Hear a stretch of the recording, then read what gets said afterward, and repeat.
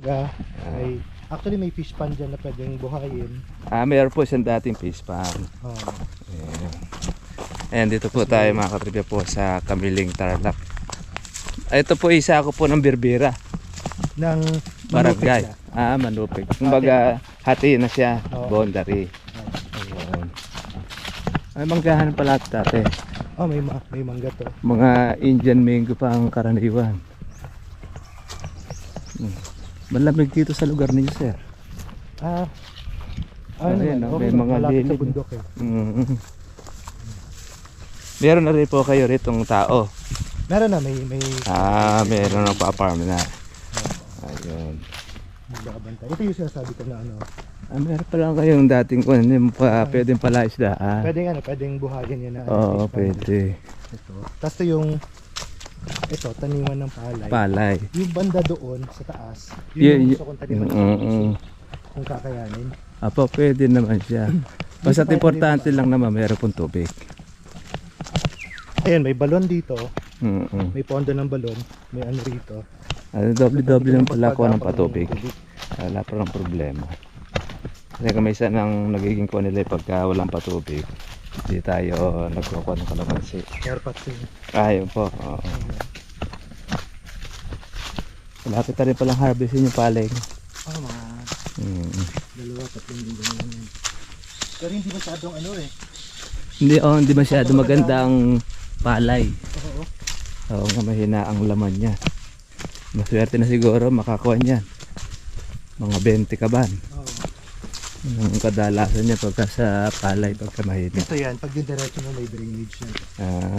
Ito wala parang consya. Yung irrigation pagkuha ng tubig. Ito. Itong hilera na to kasi medyo mataas po. Ito yung bala kong taniman. Pwede naman po dito. Ayan. Oo nga po yung lupa niya matigas. Kailangan natin dito pagtataniman siya, hindi natin siya yung pwedeng tigangin. Kailangan yan, meron tayo lagi supply na tubig dahil para siyang bato pagka natuyo. Oo. Pwede mabubuhay po ang kalamansi rito. Kaya mo. Mabubuhay yan kasi so, mabubuhay ang mga puno. Meron na rin po tayo mga ganito po ang klase ng lupa na tinanim namin.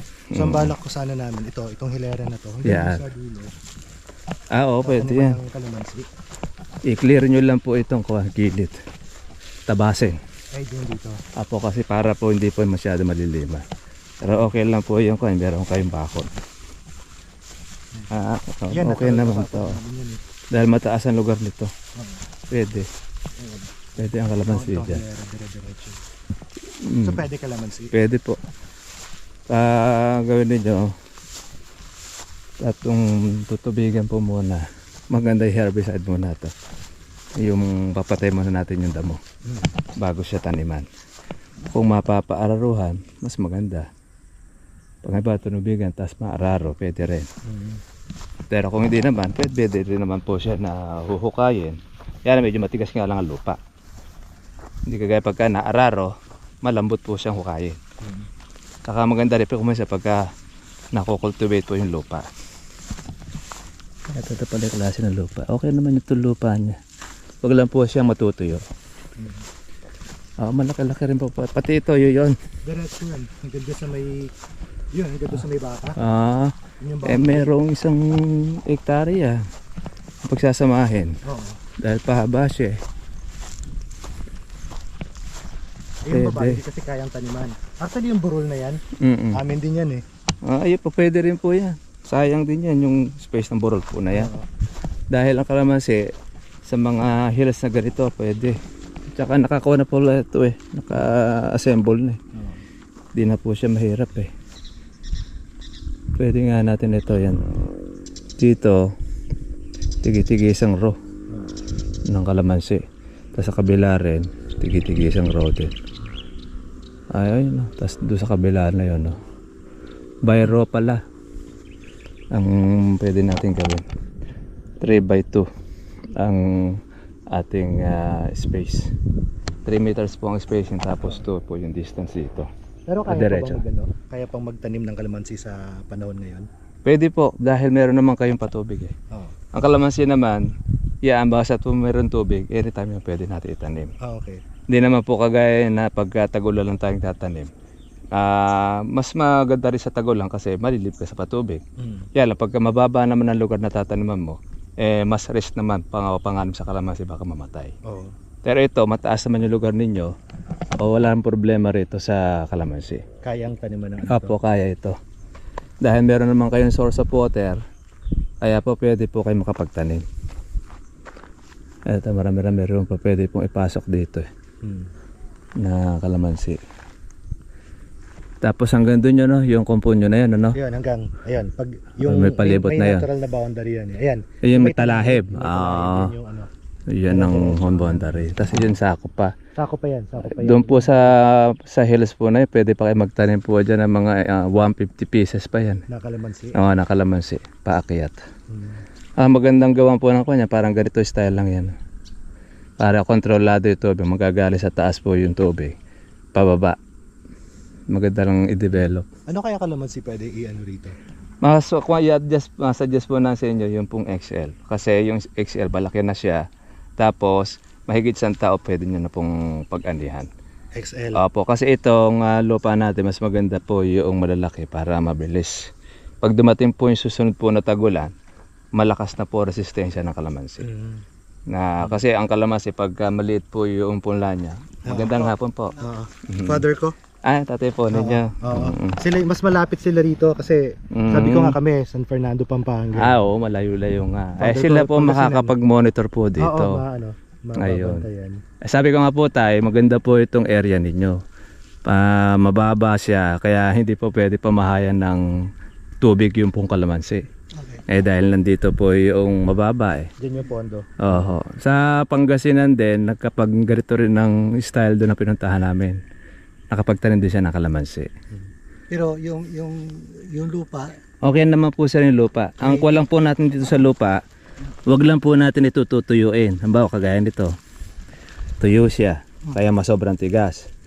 Ang nagagawa po natin dyan, dapat lagi natin siyang basa. Pwede natin siyang haluan po ng mga Carabao manure, na mga para po yung lupa po siya ay medyo buhaghag, hindi siya maging puro. lalagyan natin siya ng yung ipa. Opo. Pero mas maganda raw na na araruhin daw muna to. Pwede po siya i-cultivate, kung makukultivate po mag-aararo, pero tubigan muna bago araruhin.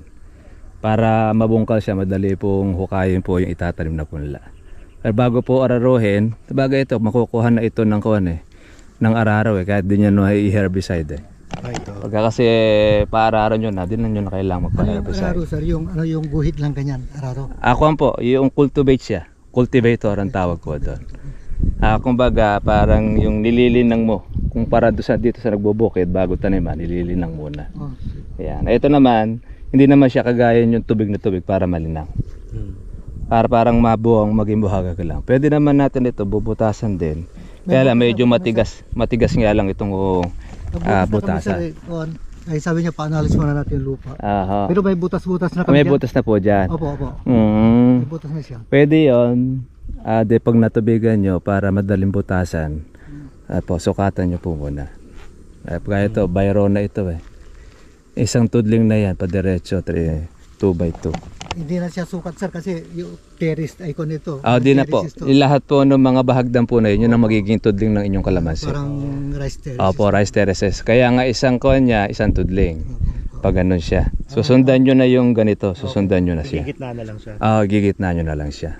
Parang ito, halimbawa, 1, 2, 3, 4, 5, hanggang 6 na row. Doon sa may baka. Sa may baka po na yun. Sa may bababa daw, wag na. Kasi yung sa susunod niyan, kanal na yan. Kanal na siya. Yun. Yan na po pwede ninyo pong mataniman. Okay. Ang kuwan ninyo is 2x2. Pwede na 2x2 dito. Opo, ang gawin po ninyo, kumuha po kayo ng isang stick.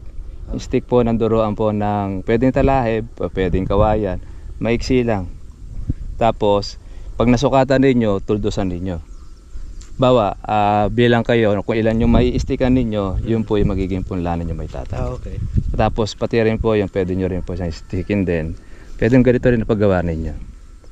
Pahalang, Para pag nagtubig kayo, hindi dire-diretso sa baba po yung patubig. Meron siyang control kagaya nito. Mabubusog po yung kalamansi. Ha? Pwede po dito. Hindi, pwede siya. Mm. Lahat pwede. Basta lang po yung nararating po ng patubig, pwede po ang Kasi kalamansi. ang gagawin na lang natin, Mark, lagyan na lang natin pilapil dyan para yung tubig. Ano siya? Opo, pwede rin po siya. Hindi siya matatapon. Ang kalamansi naman, hindi naman po kailangan yung parang palay po siya na busog na busog. Oo, basta't yan, mabasa lang siya. Okay. Pwede nyo na kahit weekly o tuwing ikasampung araw po yung pagpapatubig.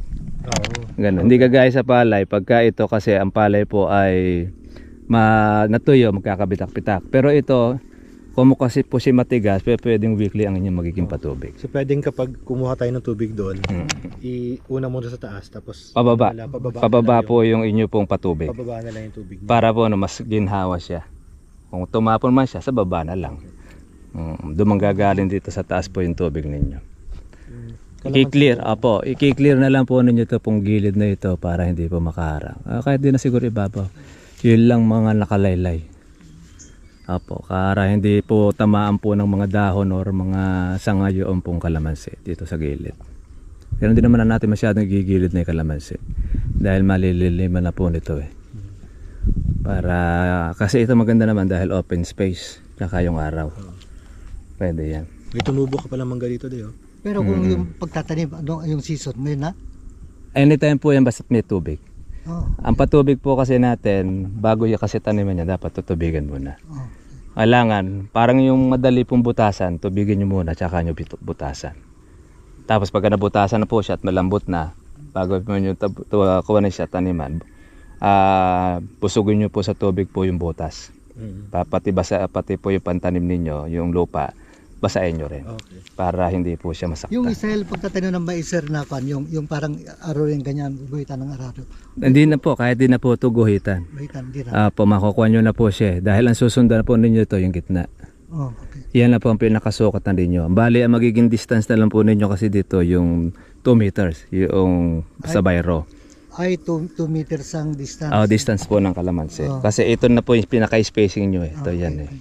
Kaya dito na lang kayo magkukuha dito eh. Bali, yung gigitnaan nyo na lang po ito. So, Yan. pwede na dito.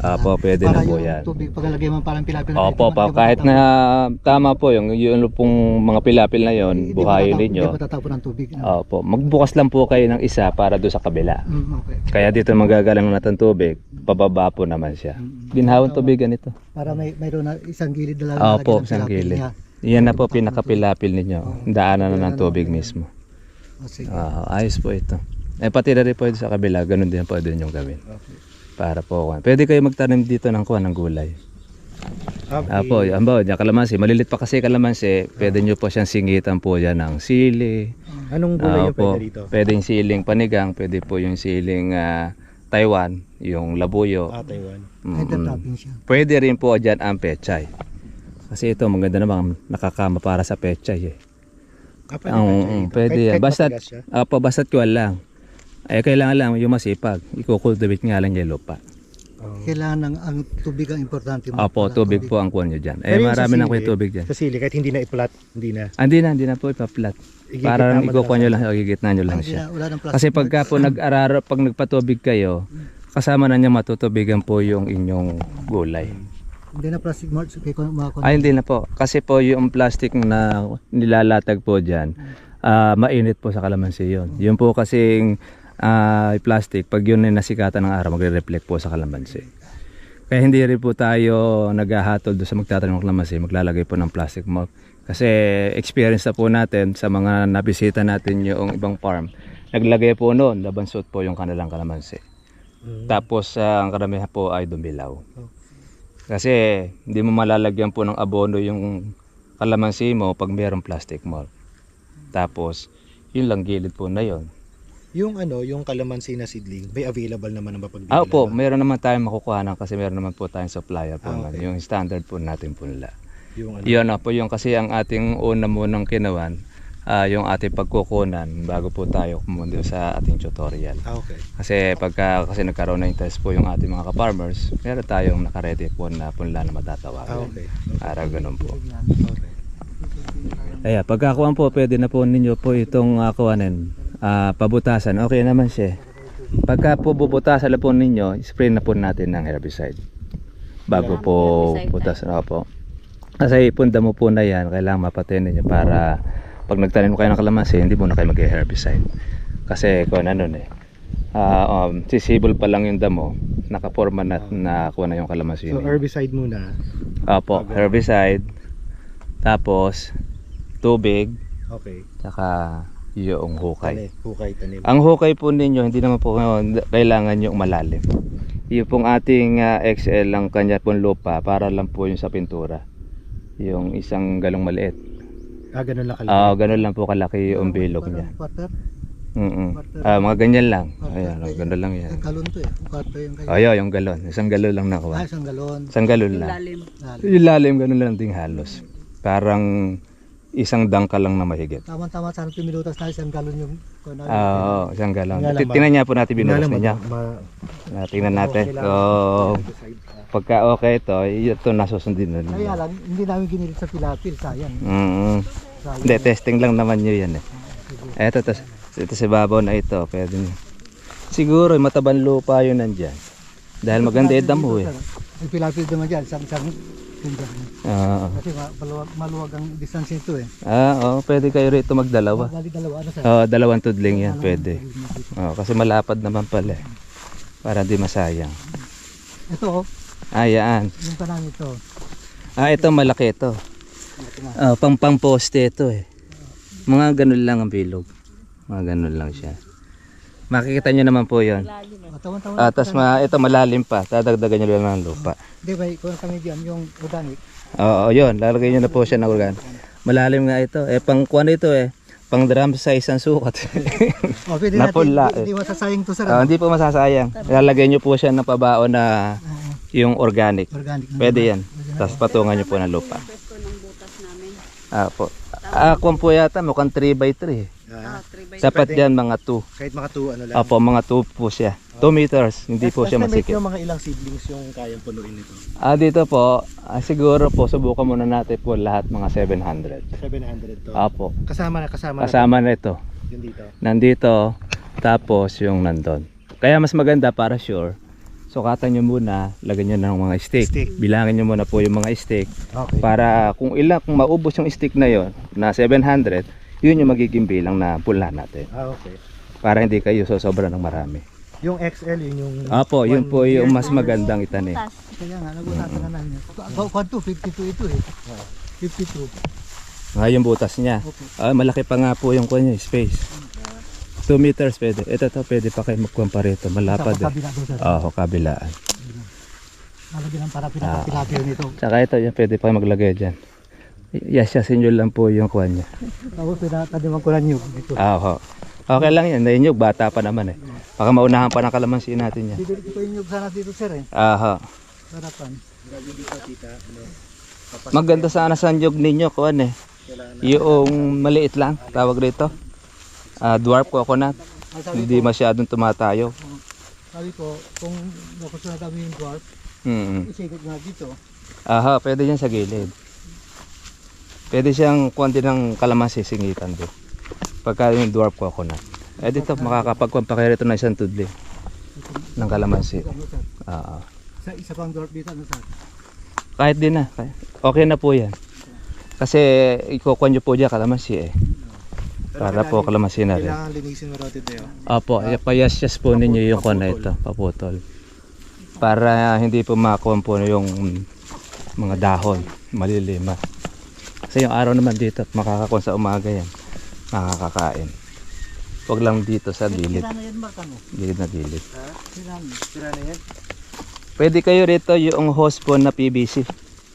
Mas ginhawa po gamitan kasi sa tinitiklop po na yan. Madaling masira po yan, tinitiklop. PVC na matigas? Po, yung matigas po na kuwan siya. Yung D3, okay, yung D2, yung madaling hatake. Tapos mayroong makina. Ito po, pwede rin ninyo itong kuwan po ng tubig. Source of water. Kung ito ay hindi natutuyo. Di po ba natutuyo yan? Natutuyo pagka talagang kuwan na. Pag sa tag-init. Hindi natutuyo yung balon. Yung balon. Ay yun po yung kukunan ninyo ng tubig. Kapag summer season. Tututukan lang po ninyo ng makina. Yan, okay naman po mga katribyo po yung kanilang lupa. Ito yung kanilang balaisdaan. Pwede ito. Ano advice mo dito? Pwede po yan yung tilapia. Tilapia. Apo, mga maganda tilapia rito eh. Maliban na lamang kung marami po siyang hito, baka kaili lang po ng hito yung tilapia nyo. Kailangan, paalis nyo muna yung mga hito or bulig. Kasi pag nilagay natin po na ito ng mga fingerling, kakainin lang po ng hito yan.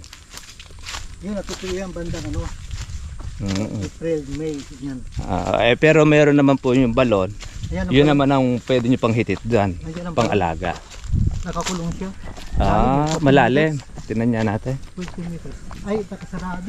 Sarado. Wala yung- Pero matagal na po yung balon na yan. Sarado ang balon, kaso nga lang. Nung nabili na. Parang diski. Ang ginawa namin, kinulong namin. Ito. Kasi delikado nga. Baka mamaya meron pumasok no. Saka ang ano niyan, 5 meters. Mm, Ay, around, malalim. malalim. Pero Ang original yung niya, tubig 16 niya, meters. malalim din yung tubig. Malalim. Ayun. Diyan kayo kumuha po ng Pagka patubig. nagpapatubig daw sila, Oo. 4 na oras daw bago maubos 4 na oras. Pero marami na siya natubigan. Pagka dapakalingay, meron na naman. Ayun pa pwede. At least hindi masyado natuto yan. Hindi, sa kinabukasan may tubig na naman. Malalim ito? Nag-i-stack. Ang ganda. Masusupply na ninyo yung nito. Yung tubig. Yan na importante, yung tubig. Pwede naman kung sakali, no? Yung pag dito kukuha ng tubig, generator, tapos pagapang sa... Pwede po. Generator, kaya po namang higupin po yan kasi maginhawa dahil overflow naman siya. Maganda po niya. Tutukan lang po ninyo ng hose. Ngayon, pwede kayo rito magkuhan dito, yung magtanong-tanong doon sa mga nagpapatubig. Alam nila ang diskarte yan. Kasi yon magamit po rito ng makina, pamahiti, tapos may hose. Dito manggagaling po yung kuhan ng hose. Siguro, para makarating yung hose doon sa inyo doon, mga 2 buo. Yung kasi yung isang hose is nasa 60 meters eh.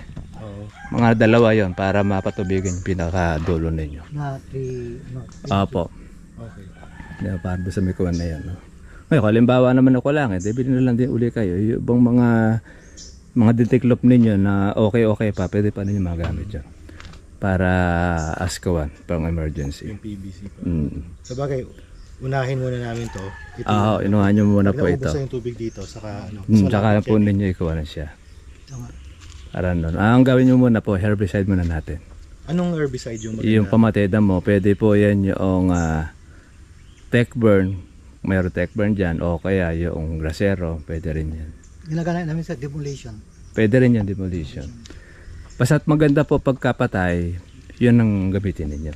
Mas maganda nga, tanongin nyo kung sa AgriSupply kung mayroong mga bago siyang mga herbicide. Yung mga bago kasi matatapang yun. Okay. Kaya yun pa pwede natin gamitin. Kaya konti lang naman yan. Siguro mga ilang spray lang yun, matatapos nyo yun. Baka mga nasa 6 na karga lang ay malilibot nyo na yung sa herbicide. Ayong ano. Mm-mm. Ang concern ni Mrs. Kasi pag herbicide, yung Maapektuhan yung halaman. tawag doon, hindi kasi siya organic, no? Hindi naman po maapektuhan ng kalamansi. Huwag lang po ninyo direct ng patatamaan. Yun naman pong herbicide kasi, ang nagagawa po niyan, binubulok niya po yung damo. Tapos yung lupa, nakukultivate din, nagiging buwagag. Kaya yung matigas na lupa na yun, makakatulong yun para maging lumambot. Okay. Dahil doon sa kanya. Pagka po herbicide siya, mga 5 days pwede na magtanim. Pwede na magbutas. Pwede na magbutas. Actually, kahit naman po siya na herbicide nyo na, basta't natubigan nyo, pwede nyo na butasan. Ang pagtatanim lang, basta't na 5 days na pagka-herbicide o kaya 4 days, saka lang kayo pwede magtanim. Yung sa pagtatanim, mga anong preferred na oras para sa... Mas maganda po doon, umaga or kaya hapon, wag na po masyado po tanghali dahil sobrang init, baka mahirapan kayo. Pag yung magtatanim, medyo mahirapan. Pero yung kasi mga buhay na yung mga punlan natin, anytime naman yan pwedeng itanim. Okay. Basta't nakahukay siya.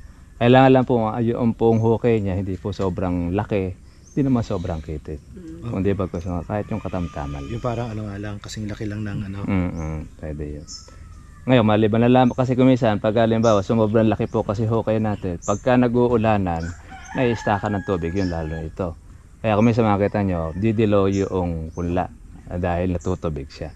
Hindi kagaya ng sakto lang. O yung meron siyang clearance na konti, hindi siya mamamahay ang tubig. Okay. Kung buhagag yan, okay lang. Pero ito medyo clay po yung lupa niya, kaya pwede pong pag-stackan ng tubig yan. Yung hukay po namin doon, ano pong gagawin kasi medyo Malalim. yata. Lagyan nyo na lang po siya ng mga Carabao manure. So pag nasukat nyo na po yung punla, yuhulog nyo po yung punla. Kung ano po yung pinakalupa niya, yun na po magiging tabon niya. Makikita niyo po yung pagka halimbawa nahihatin natin ito yung punla. Bali, Yung instructor lupa po niya natin kasama sa niya, inyo. level dun sa lupa. Opo. Ang hindi lang ninyo ilulubog doon yung pinakadugtungan. Kasi yung dugtungan kasi na yun po yung pinaka-oxygen po niya para ang kalamansi maging maganda bulas. Pagka kasi yun ay natabunan, mabobonsa yung kalamansi. Kasi yun yung rootstock kasi niya, hindi naman talaga ang kalamansi ang rootstock niya. Kalamanda rin ang tawag doon. Yung mahahaba, yung kiat-kiat na maaasim. Okay. Tapos dinugtungan siya noong kalamansi. Opo, grafted ang tawag po doon. Grafted pala siya. Yung marketing naman, yun naman po yung pinaugat na sanga. Matandang puno na. Hindi po tayo nagre-recommenda ng gano'n. Dito kasi sa Luzon, yan po ang number 1 natin talagang itinatanim. Yun naman po kasi nagtatanim ng marketing, pating Bisaya sa Mindanao, yung mahirap dalhin po ang grafted. Okay. Kaya pinagtsatsaga na po nila doon yung marketing. Ito grafted. Kaya dito kasi sa atin, puro grafted dito. Kaya pwedeng umabot yan hanggang 20 to 30 years and so on. So hindi siya yung parang yung ano sabi mo every 3-4 years pinapalitan mo yung Hindi po. Ang kalamansi po kasi ang talagang maximum po niya sa kalakasan niya hanggang 10 years. Ngayon, kaya minsan na obligado tayo magpalit ibang mga ka-farmers natin, matataas na, hindi na kayang abutin po nung hagdan. Kaya binabasal nila muli. Okay. O ganun. Dito naman sa atin, sa loob ng 10 years na yan, marami na kayong na-harvest yan. Okay. Kaya ang isang taon, ganyan pa lang po isang taon niya, pero may bunga na. Kasi siya na kayo sa pagpitas. Pero yung sa ano, halimbawa yung kapag ganyan, ilang tao yung recommended na mag-aalaga? Ang isang hektarya, marami na dyan, 2. 2 tao ang hahawak. Kasi ang gagawin lang naman nila dyan, magdadamo, tapos mag-herbicide, magtutubig, pwede pagtulungan ng 2 yon. Tapos pagka yan ay pwede na pambungahin, yung isa po ay tagahawak ng pito, isa naman ay tagahatak ng hose sa power spray. Kaya yung 2 tao, pwede. Kaya halimbawa, mayroong mag-asawa, pwede yung mag-asawa. Pwede naman parehong binata. Pwede yan, basta yung 2. Pag kasi marami na taon ninyo doon sa 2 hektarya, medyo lalaki po ang magiging budget ninyo. Kasi yung 2 tao, kaya na po noong sa 1 hektarya. Okay. Yan, So ang estimate nyo ito, mga 1 hektarya cover niya? Apo, pwede po niya mga 1 hektarya ma-cover niya, kasama po ito. Yun dito? Kasi ang wala lang kasi ito yung nasa gitna Oo. Kasi yung nasa gitna, yun yung mababa talaga Yun nga. Pangpalay lang talaga ang kuha niya halos. Bala ka namin naman pagkatapos ng palay, munggo muna Apo, pwede rin. Habang hindi pa maulan. Pero kung halimbawa ito naman, kung meron siyang tatapunan ng tubig na mababa, mas mababa. Doon sa bandaron? Apo, Bubutas? pwede po ninyong kung ito, tambakan nyo lang ng konti. Tataas siya. Para Kumbaga, yung lupa niya, pag umangat na kasi siya, ang punta ng tubig doon sa kapitbahay na. Okay. Para hindi masayang. Mas magandang taniman ito, patag yan. Pag pinakukayan mo yan, Ayun, pwede nyo pong ipatambak dito. Yung lahat ng matatambakan nyo, yun ang pwede nyo taniman. Taniman ng kalamansi. Kalamansi. Hindi matatambakan nyo, tambakan po ninyo ng taniman nyo ng palay. Ganun. Magandang lupa niyan. Galing sa bundok yung mapa niyan. Yun, may buhaghag yun. Pagkagaling sa So bundok. pagka pag nahukayan yan, lipat dito dito muna sa bungan. Sa Ganun na lang siya. Pwede ka na magtanim ng kalamansi rito. Maganda yan. Pag ako kasi rito patag naman yung kanya, lupa rin sa ibabaw sa sa kanya. Buhayin mo na lang yung kanal uli. Yung kanal. Doon dumaan yung tubig. Pwede yung tubig. Actually, maginhawang tubigan nyo sa may pantok nyo na yon. Isang paraan lang ng hose yun. Dire-diretso na yung tubig sa itaas na. Taas muna, tapos kanal, baba. Tapos kanal ulit, baba. Kasi nakapilapil eh. Ang medyo kuwalan nyo lang dito yung kuwan eh. Dito mas lalo, ito madaling tubigan ito. Gagawin nyo lang din po ng pilapil. Okay. No. Kaya okay yan. So At least yung malamig po itong lugar ninyo. Pwede pantaniman ng kalamansi. Dito sa mga palibot nyo na yan, pwede kayo magtanim-tanim ba ng mga papede sa kawan. Nalililiman. Pwede yung talbos ng sili. Nabibili yan eh. Sa mga gulayan. Okay. Kasi yung doon, talbos lang. Habang pinapalaki mo yung kalamansi, pwede Pwede kayo dyan. magulay. Siling Taiwan, siling panigang. Kung ano po, pwede rin kamatis. Huwag lang po ninyo tataniman po siya ng kalabasa. Okay. O kaya yung kamoting baging. Alam niyo kung bakit? Ano po yung kamuting? Baging. Yung gumagapang. Opo, gumagapang po kasi yon. Tapos ang kalabasa gumagapang. Gagapangan niya rin pati kalamansi. Okay. Tsaka yung ampalaya, binabalagan naman yon. Kaya hindi po pwede yung one dyan. Okay. Basta't yung open siya, okay. Mais, pwede yun. Talong, pwede rin yon ang talong. Talong. Opo. Kailangan, wag lang siya masyadong didikit sa kalamansi. Para hindi siya kawan. Gitna lang. Kasi ang talong kasi lumalabong yan. So pwede sili rito? Yung itsura, yung Pwede lupa, po. pwede siya? Pwede po yung sili dyan. Kasi ang palatandaan po ninyo para po yung lupa ay pwedeng taniman. Pag nabuhay po yung damo, tapos mataba po yung damo niya, sabihin, pwede gulay dyan. Fertile siya. Opo, pwede rin ng kalamansi dyan. Pag hindi na nabuhay po yung damo, ibig sabihin nun, acidic ni lupa. Yun ang pattern po natin dyan. Kaya kawan niya rin. Mukhang bumubusin ni anak ko dun Opo. Talagang madamo ko na. Nakita ko na maganda naman yung kuwan niya, yung damo niya.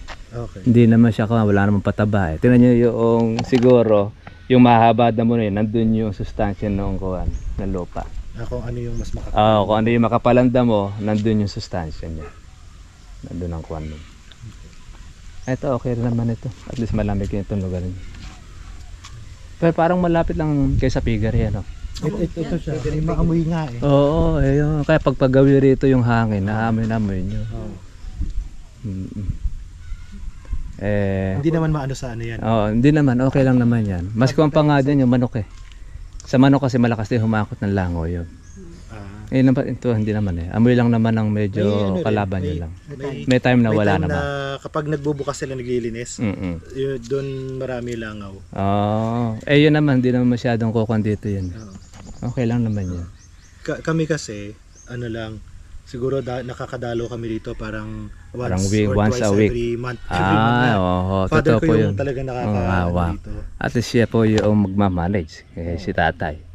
Kaya dyan lang po i-manage nyo kasi mayroon naman kayo magiging tauhan dyan. Kumbaga, sa atin na rin po manggagaling yung pagkakuhan sa inyo dyan. Kung ano ipapagawa natin, yun ang gagawin nila dyan. Yung sa pagtatanim ng kalamansi, may ano yan? Kumbaga parang kalendaryo, may sinusunod kang schedule. Kailan Ang schedule po naman natin, ang kalamansi po natin, pagka magtatanim kayo, wala naman pong kalendaryo siya. Ang may kalendaryo lang tayo dyan, yung paglalagay ng abono. Kasi sa abono kasi mayroong kuwan yan. Bawa, tinanim po siya. Pagkatanim, 15 days, lalagyan na natin ng abono. Okay. Tapos, after po ng 15 days, papalipas tayo ng mga 1 month. Yun naman po ang regular na abono niya. Hanggang sa umabot siya ng 1 taon. Okay. Monthly na yung susunod. Monthly na po yung susunod. Ngayon, kung halimbawa ang ratio niya 1 kutsara, sa susunod na lagay ninyo, mag-a-addition kayo ng kalahati. Kumbaga, hindi lang sa 1 kutsara lang. Habang lumalaki yung kuwan, yung kalamansi, dagdag kayo ng dagdag ng abono. 1 kutsara kada puno. Ito kasi yung XL, 1 kutsarita lang muna. Direct application yun, no? Kuwan po yun, yung pabubudbud po natin siya. Pwede pabilog, pwede yung dalawang kuwan siya. Huwag lang ididikit sa puno. Yun po. Pwede po, kahit po yung mga sulfate lang. Yung hindi naman po mamaimbas at yung mga puti madaling malusaw. Madaling matunaw. Madaling matunaw. Hindi po tayo naglalagay ng complete pagkabata. Okay. Kasi ang complete kasi matagal matunaw yan. Nilalagay lang ang complete pagka may bunga. Yung ba yung 2100? Yung complete yun po yung triple 14. 14. Ngayon, meron po tayong bagong abono. Pagkakuan sakasakali, pwede tayo magdala rito. Yung mga yara. Hindi po yara. Yung pong inventor po ng ating kababayan, Pilipino. Yun po ginamit namin doon sa naghihingalong kalamansi na batang kalamansi. Awa po ng Diyos, bumayad din po yung kuwan niya, yung kalamansi niya. Yun lang ginamit namin. Okay. Kaya pwede makakatulong dito yan. Yung kelpak po. Yung, Kelpak. hindi ko po familiar po yung pangalan na yun. Opo. Kasi kumisan, Oo, parang sila DC dahil kon sila Nueva Nebesia. Opo, sa Nebesia rin yun. Sinasabi niyo siguro. Yun Apo. nagbigay sila ng sample na tigis 1 kilong ganyan siguro. Nebesia yun. Sa Nebesia po yung naka-invento po. No? Siya mismo gumagawa ng abono. Tinago ko pa. Opo. Yun yung nag-invite nga rin yun sa iba sa Pangasinan. Saka sakal baka mapunta rin kami doon. Siya magkukuha doon, magte-training, magse-seminar Tama po. para doon sa mga Nagbigay sila ng magsasaka. seminar. Kasi kagandahan kasi noon, hindi siya synthetic. Kasi ang abono niya, na ibabalik niya yung lakas ng lupa. Hindi kagaya po ng mga gamit natin. Bagamat hinahaluan siya ng ating synthetic kasi hindi naman kaagad-agad pwede mo alisin yung synthetic sa... may halo rin siya, hinahaluan niya rin. Tapos pero rin siyang foliar na mga galing po sa Amerika, inilalagay niya ingredients sa pataba. Okay. Nando sa vlog yun, makikita niyo po yun, yung mga gamit niya. Pinakakuha natin. Okay. So yun po yung paunang Opo, fertilizer. unang fertilizer. Pwede kung makakakuha tayo doon, pwede natin, yun ang ilagay natin niya para safe po yung kalamansi. Para hindi ka manganganib na mamatay yung kalamansi. Iba kasi, nagpapabaon ng ganong abono, yung mga puting ganyan. Pag mali kasi paraan mo ng pabaon, ang tendency na mamamatay ang kalamansi mo. Kasi ang ginawa na iba, dinaglagay ng abonong puti doon. Tapos, ginawan po yung kalamansi, tinanggal po yung cellophane. Inuupo ngayon doon sa may pataba, ay hindi umulan. Patay yung kalamansi. Naluto yung ugat ng kalamansi. Kaya pag hindi mo alam yung paraan ng gano'n, sabi nga kay pasalubong, delikado sa kalamansi. Subukan namin sir yan, yung nag-ano kami ng organic, di parang konting halo na mga synthetic. Yung ash, yung combustion ash. Yung ginawa naman organic yan. Mainit. Namatay yung ano, yung halaman. Totoo po yun. mainit. Mainit kasi yan. Lalo na halimbawa yung tain ng manok na mainit. Pagka, dapat din mga organic talaga. Yung lupa siya. Pero pagka yung natuyo lang siya, mainit yun. Kasi pag nabasa yun, basa pa rin yun. Yung sa chicken yun. Yung chicken Kailangan siya manure. ng, ano, yung Yung lupa talaga. talaga yung Opo. yung sinunog na ipa Mm. para lumambot yung lupa saka hindi mainit.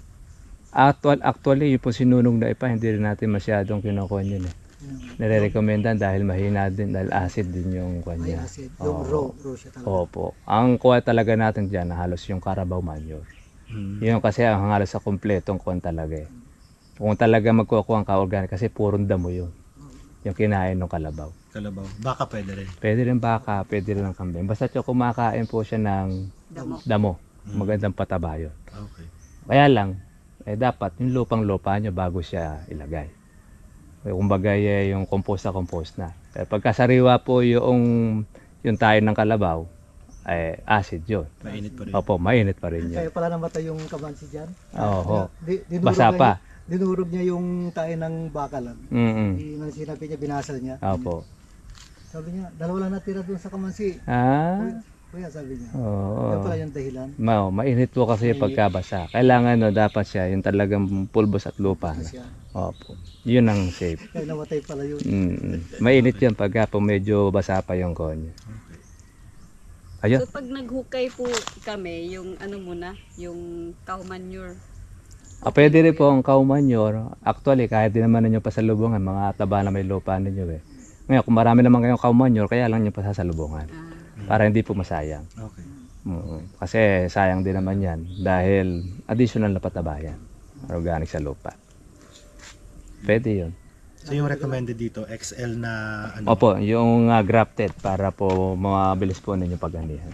Okay. Tapos madali pa nung alagaan niya, pagka mag-herbicide yung tauhan ninyo, may iwasan na niyang maanggihan. Kaya ituturo din natin yung pamamaraan pa paano siya mag-herbicide dyan. May ingatan yung kalamansi. May paraan naman tayo doon. Okay. At least, pwede. So, ngayon, Pwede, Dr. pwede. Pati ang palaya nga, yung puno niya, parang patula yata o ano. Yung pinag-halo-halo. Yung puno niya, hindi ang palaya. Dinugtong yung ampalaya, kaya yung bunga niya, lalaki. Yun naman pong ampalaya at patola, wag pinagtabi niyo yun. Yung bunga po ng patola, lasang ampalaya.